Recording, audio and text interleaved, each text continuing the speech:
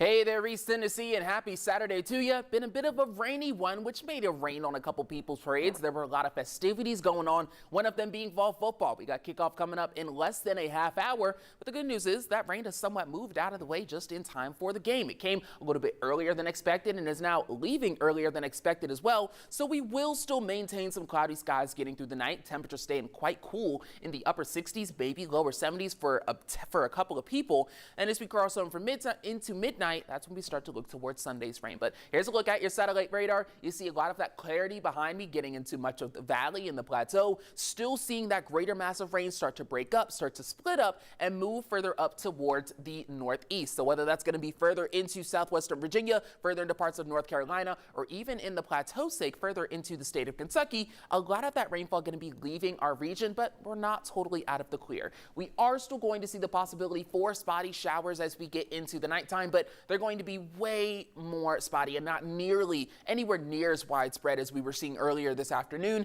Then again, as we cross over into midnight, we start to look towards Sunday's rain. You see some more of those showers working further into the valley. A couple of stronger storms are going to develop out of this, but we're not looking at anything severe still. So pretty similar to what we saw today, maybe a little bit of lightning. We're primarily looking out for flood risk in areas that continue to see rain over and over. But a lot of this rain going to be ending and moving out of the way as we cross over into the noon hour. You see we have a bit of a half and half. The western half getting a lot more of that clarity, while the eastern half is still working to clear some of that rain and that cloud cover, but it continues to do so. We do see a couple more spotty showers try to come into the area, maybe your Sunday evening, Sunday night, but again, that activity is generally going to be very muted as we continue into your Monday.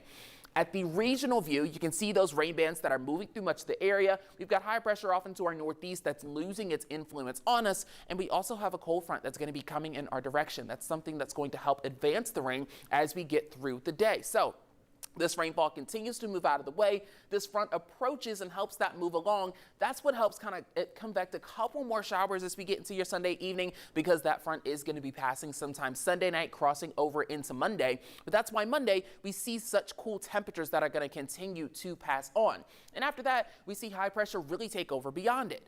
Rainfall, because that rainfall was not as aggressive and we saw it kind of move out of our area, the rainfall outlook has also fallen back quite a bit, maybe getting around 1.5 inches. I know Pigeon Forge has gotten about 2 inches so far today, so there are some isolated places that are getting a bit more than that.